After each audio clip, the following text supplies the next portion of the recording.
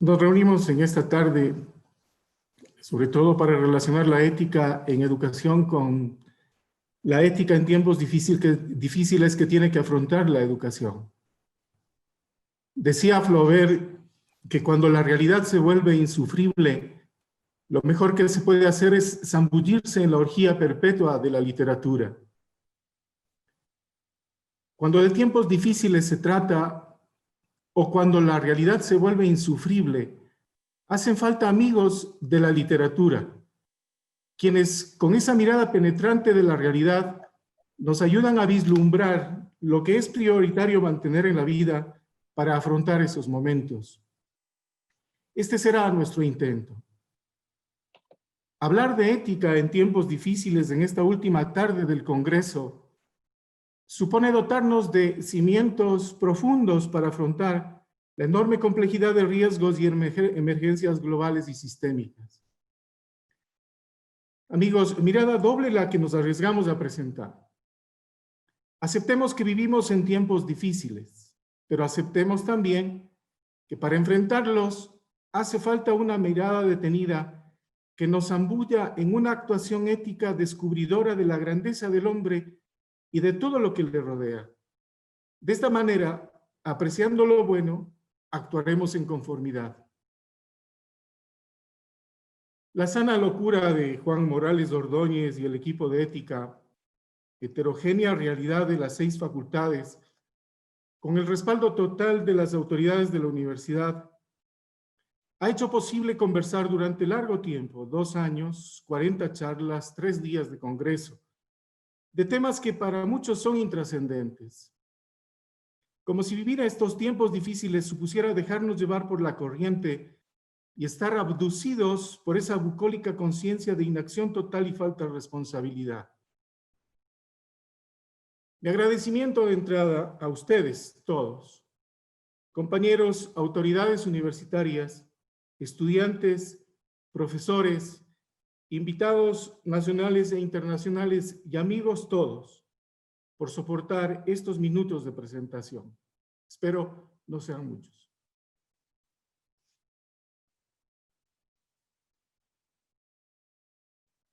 La primera mirada, tiempos difíciles. Y son tiempos difíciles porque hemos llegado a un siglo donde las alarmas de esta realidad han saltado por los aires, indicando peligrosidad en todos los ámbitos, sin sentido del ser humano, destrucción del planeta, irrupción de virus que destruyen lo que se ponga al frente. Tiempos difíciles porque hemos aprendido que no solo los biólogos o epidemiólogos, sino también los informáticos y especialistas en macrodatos ganan las batallas actuales. Momentos de sometimiento tecnológico con clara pérdida de libertad y la privacidad personal.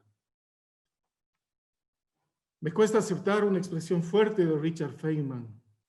La ciencia es la creencia en la ignorancia de los expertos.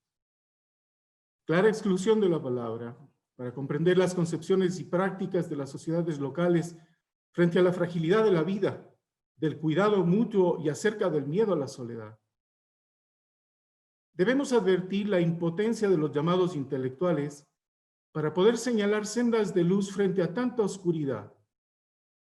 Impotencia porque se ha caracterizado este tiempo como propicio para oír muchas voces que resultan de mirar el estado de la cuestión sobre su propia reflexión personal, pero que no señalan qué mismo sobre la situación de la crisis y el modo como se la sabe sobrellevar diariamente. Al estilo de Saramago, el mundo se está convirtiendo en una caverna igual que la de Platón. Todos mirando imágenes y creyendo que son la realidad. Esto es grave. Impotencia del pensamiento. Desaparición de líderes cosmopolitas que muestran un camino universal. Existen y muchos líderes populistas, demagogos y apasionados hombres de intereses soterradamente egoístas, incluso científicos muy poco sabios, especialistas ensimismados en una técnica o rama del saber, desgajadas del árbol de la sabiduría, Y con frecuencia, cuanto más expertos son en la rama que cultivan, más alejados se hallan de una auténtica sabiduría abarcadora. Sin caer en lo religioso, el lenguaje se debate en términos científicos que enarbolan el fin como seco, sin juicio final, ni castigo, ni salvación para nadie.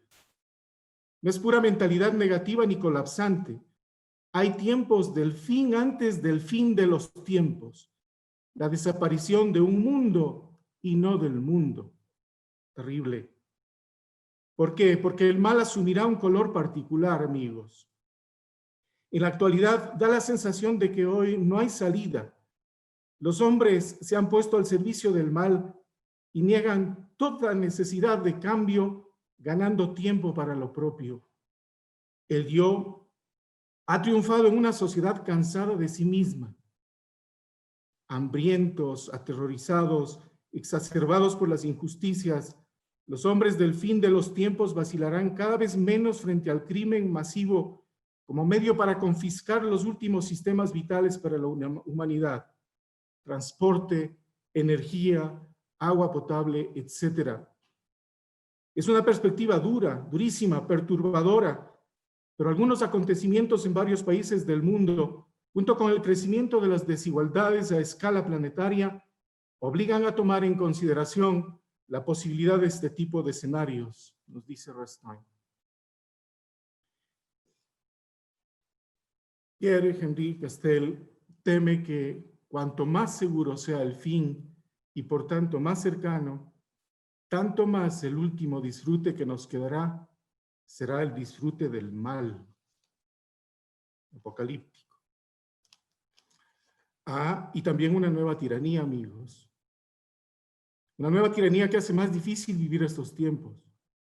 Dice Juan Manuel de Prada: nuestra generación ha sido amputada por completo de inquietudes espirituales. Es una plaga que se distingue por una orgullosa falta de inquietud religiosa, que se palpa incluso en las situaciones más extremas. La tranquilidad con la que hemos aceptado que nuestros enfermos y viejos, mueran abandonados, sin atención espiritual de ningún tipo, pero sobre todo en el clima social imperante, en los medios de comunicación, en el debate intelectual, en la expresión artística que, lejos de confrontarse con el misterio de la muerte, los soslayan o ocultan empleando las más diversas triquiñuelas escapistas. Esto quiere decir que se acentúan los tiempos difíciles porque se vincula el descenso de la religiosidad con el ascenso de la tiranía y podrán hacer de nosotros albóndigas. Recuerdo el ejemplo del cuento de Simbad el marino, quien con su amigo llega a una pequeña isla que parece un jardín paradisíaco. Se dan un banquete y disfrutan caminando. Encienden un fuego y celebran. De repente la isla se tambalea, los árboles se caen. La isla era en realidad el lomo de un pez gigante que había estado inmóvil durante tanto tiempo que se había acumulado arena encima y habían crecido árboles sobre él. El calor del fuego en su lomo es lo que saca al pez gigante de su sueño. Se zambulle en las profundidades y Simbad con su amigo son arrojados al mar. Y viene al caso este cuento porque el hombre tiene una ceguera permanente que no da cabida a reconocer sobre la base de qué construye su vida y la de los demás. Quizás mejor, su ceguera es una vida construida sobre lo puramente material, sin cabida a lo espiritual, sin cabida a la mirada contemplativa que solo se desarrolla, decía Francisco Salgado, rector de la Universidad de la SUAY, en la inauguración de este congreso, cuando el hombre hace pausa, a diferencia de la máquina que cuando la hace no funciona, no sirve. ¿Cuál ha sido la primacía y prioridad del hombre sobre la faz de la tierra? ¿Sobre qué pez gigante está construyendo su vida? Me arriesgo a algunas respuestas. El corazón del hombre, por ejemplo, se desenvuelve en la laboriosidad, porque hoy el tiempo es oro, más que ayer. Vales por lo que tienes, no tanto por lo que eres. Todo lo útil en este momento es aceptado como bueno y siempre será considerado como principio rector de la actuación humana. A un lado, la inutilidad de la admiración, de la contemplación, la oportunidad de detenerse. ¿Para qué la poesía? ¿Para qué la amistad? ¿Para qué la música? Importa rendir al máximo. Sociedad del cansancio, dirá Han. El dinero, motor de la historia y valor absoluto, fin supremo hoy de la vida. Cuando comenzó fue un medio para medir el valor de las cosas y facilitar el intercambio de las mismas, pero la realidad lo convirtió en ambición por acaparar y tener poder, optar por la avaricia. Optar también por un yo inconsciente y egocéntrico. En esta medida se aleja el hombre de la búsqueda del bien común y se aprisiona en la individualidad llevada al extremo de buscar la máxima ganancia y el mayor rédito de beneficios. Mediocre, autosuficiente y narcisista. Porque el placer será otro punto de apoyo para la ejecución de toda actividad y opción del ser humano. Así como lo útil, el placer se convierte en fundamento para la aceptación o rechazo de la persona, de la actividad o de cualquier situación humana.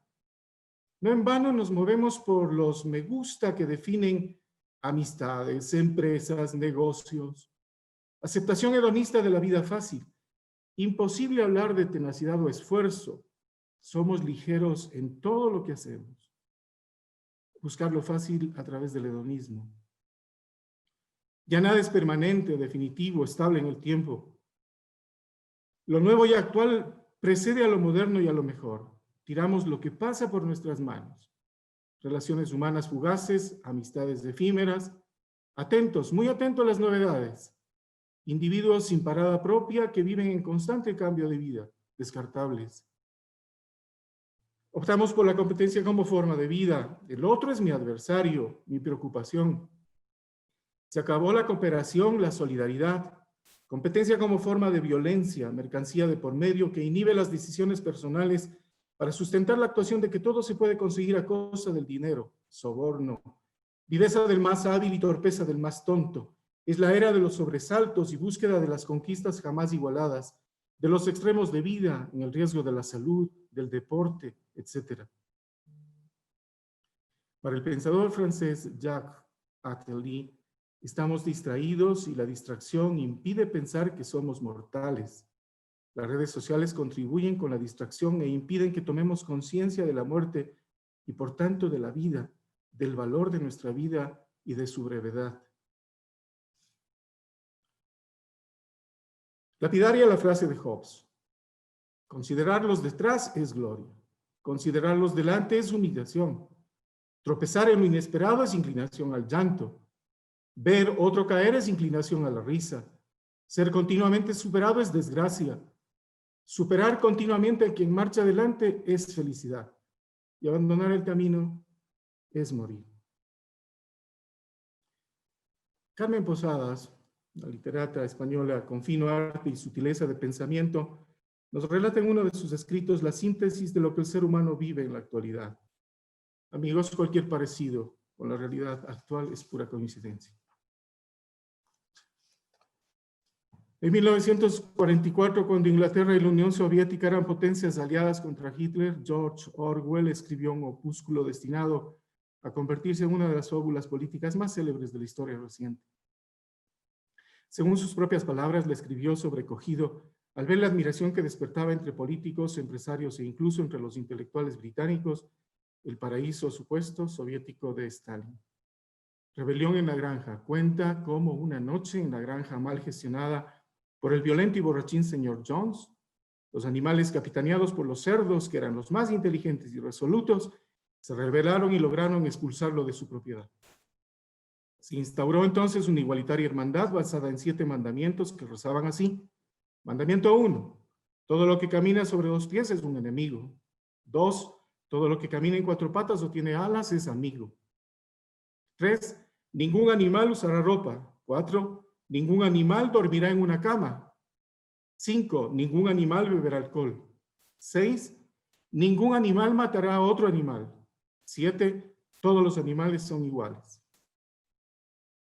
Sin embargo, muy pronto los cabecillas de tan noble rebelión empezaron a tener sus diferencias y llegaron entonces a las delaciones, las traiciones, las purgas, y Napoleón, uno de los cerdos líderes, consiguió acabar con Bola de Nieve, su hermano y camarada, hasta ese momento.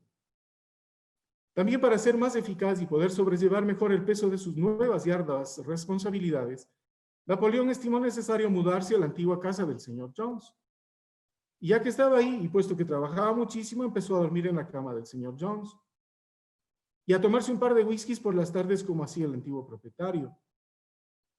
Y ya que estaba, optó también por utilizar su armario y ponerse traje, ante la atónita mirada del resto de los animales que le recordaron los 7 mandamientos que él mismo había formulado. Napoleón entonces les hizo ver que no habían leído bien los mandamientos, y así debía de ser porque de pronto pudieron comprobar que donde antes decía, ningún animal dormirá en una cama, ahora rezaba claramente, ningún animal dormirá en cama con sábanas. Y lo mismo ocurría con el resto del septálogo, de modo que ningún animal beberá alcohol tenía ahora la coletilla en exceso, mientras que ningún animal matará a otro se había convertido en no matará a otro animal sin motivo. Y en cuanto al mandamiento final, ese que dictaba que todos los animales son iguales, había sido alargado para explicitar que, sin embargo, algunos animales son más iguales que otros. Carmen Posadas. Sin comentarios, o quizás existan muchos. Pero pasemos a la otra mirada, la segunda. Es una mirada que nos zambulle en una actuación distinta. Cuenta Arturo Pérez Reverte que postrada en la cama, una anciana de 96 años, sufriendo la enfermedad de la vejez, recibe a su hijo mayor que le tiene cogida la mano, pero a quien no reconoce y le mira con curiosidad. Su memoria se hundió en las brumas del tiempo y de vez en cuando la apertura de los ojos se hace más llamativa porque quizás un gesto, palabra o caricia le son familiares y realizan el milagro del brillo en la mirada. Conversan desde hace rato y de vez en cuando hace callar a los espectadores para que ese extraño les siga contando las maravillas de aquella joven a la que desconoce y que su existencia transcurrió entre calderos, esperas, comidas típicas, familia, esposo e hijos en los que creyó y educó. Vida entre libros, poemas, amigos, alegrías y penas. Callaos, bobos, les dice suavemente. ¿No veis qué cosa más interesante me están contando? Y así, mientras escucha la relación ya desconocida de su propia vida, la mirada de la anciana reluce de interés y goce, y sin soltar la mano del hombre que ignora que es hijo suyo, dice, es una historia verdaderamente bonita, y añade, debió de ser una mujer muy feliz, esa de la que usted me habla. Es la mirada pausada del que va más allá de lo simplemente material. Hay algo más que nos inserta en un mundo distinto, amigos. Lo decía Flaubert al referirse a la predisposición de zambullirse en la orgía perpetua de la literatura, del espíritu, o de la mirada contemplativa de la realidad, decimos nosotros, como opción fundamental del ser humano frente a tiempos difíciles. Y en esto, Cervantes con su Quijote nos demuestra que es necesario estar locos para ser cuerdos. Porque de locos y soñadores todos tenemos un poco, dice Carlos Rivera Lugo, cuando escribe la ética quijotesca en la era de la ingobernabilidad, artículo al que me refiere un poquito a continuación. Hay una primera observación de Cervantes. El punto de partida para una posibilidad de comprensión de la realidad es y será siempre el punto de vista de cada uno, el tipo de mirada desde la cual canalizamos la realidad. Y para Cervantes pesa mucho la contemplativa. De hecho, ahí está la realidad, Sancho, y los sueños propios, Don Quijote. Una frase de Cervantes. Le dice el Quijote a Sancho en la Sierra Morena, que es posible que en cuanto a que andas conmigo, no has echado de ver que todas las cosas de los caballeros andantes parecen quimeras, necedades y desatinos, y que son todas hechas al revés. Y no porque ellos sean sí, sino porque andan entre nosotros siempre una caterva de encantadores que todas nuestras cosas mudan y truecan y las vuelven seguros según su gusto y según tienen la gana de favorecernos o destruirnos. Y así eso que a ti te parece vacía de barbero, Sancho, me parece a mí el yermo de Mambrino y a otro le parecerá otra cosa.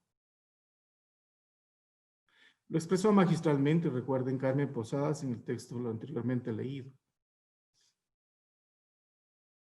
Cuando habla Don Quijote con los pastores acerca del mito de la edad del siglo de oro, recoge en síntesis maravillosa el retorno a esa condición originaria que sirve de guía para la actuación humana de todos los tiempos. Es el paradigma para todo acto humano significativo. Esta sería una segunda observación. Texto maravilloso del mito de la edad del siglo de oro.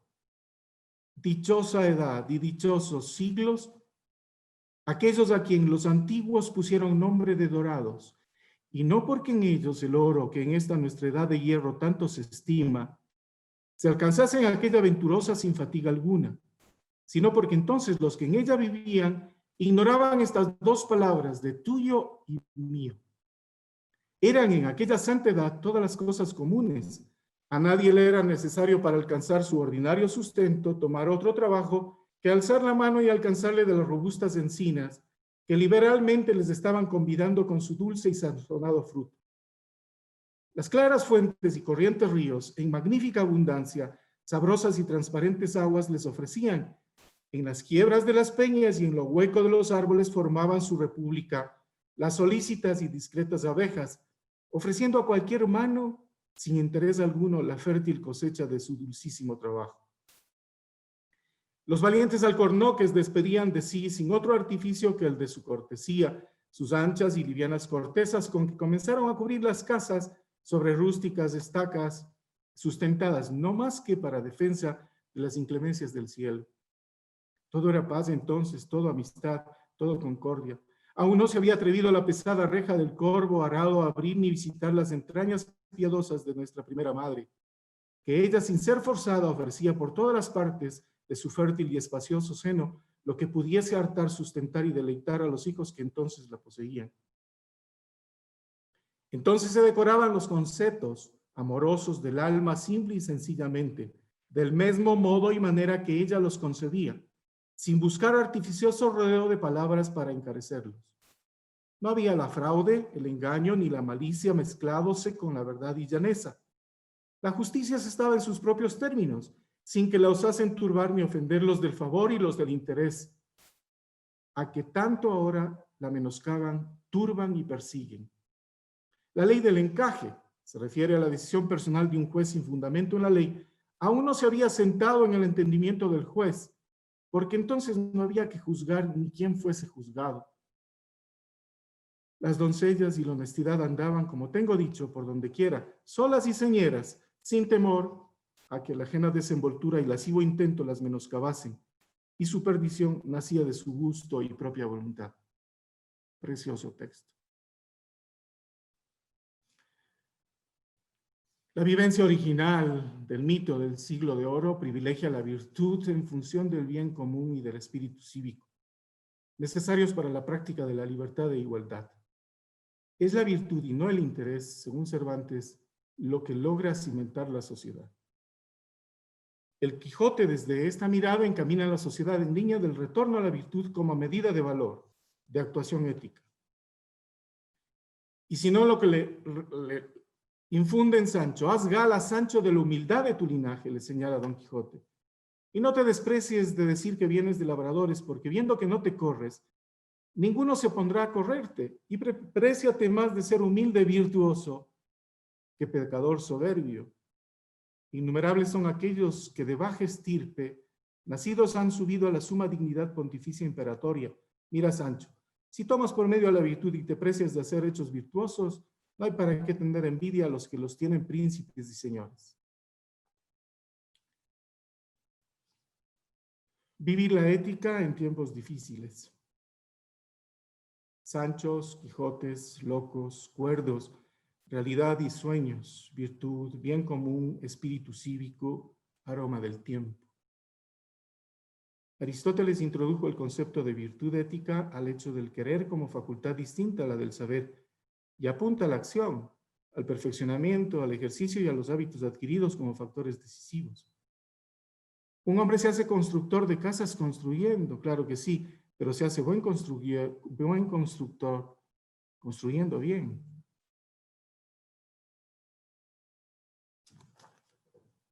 Eso es la vida, una simple sonrisa. Soy médico internista, dirijo un servicio en un pequeño hospital de un pequeño lugar. Nada importante. Hace un mes yo mismo ingresé a María con neumonía bilateral por SARS-CoV-2. María, a pesar de su situación, es una mujer sonriente. Por eso desde el primer día intuí que pese a su gravedad, tenía una oportunidad. Lo ha pasado mal, muy mal. Casi no lo cuenta. Pero María me hace sonreír todos los días. Cuando la visito en su habitación, sola desde hace un mes, no me cuenta chistes ni siquiera anécdotas, pero me hace sonreír. Y salgo de su habitación todos los días con una sonrisa que nadie aprecia detrás del EPI. Ella cree que estoy salvando su vida y me lo dicen a diario. Pero realmente quien tiene que agradecer soy yo. Cuando esté en su situación, espero estar a la altura de María. Mañana le voy a dar el alta. Un virus que mata a millones de personas no ha podido con una simple sonrisa. Vivir la ética en tiempos difíciles, desde la educación. Estoy seguro que lo que viene a continuación, con mejor palabra y preparación que la de este servidor, y con la presencia que sé que están de Vicente Llorent, Raúl Párraga, Paulina Mejía, Liliana Arciniegas, Juan Bello Domínguez, Carolina Seade, Julio Peñerrera, René Salamea, Jimena Vélez y Yardelina Bispo, pondrá magistral sello de oro a estos 3 días de ética, universidad y sociedad. Muchas gracias. Gracias, magíster, por su intervención.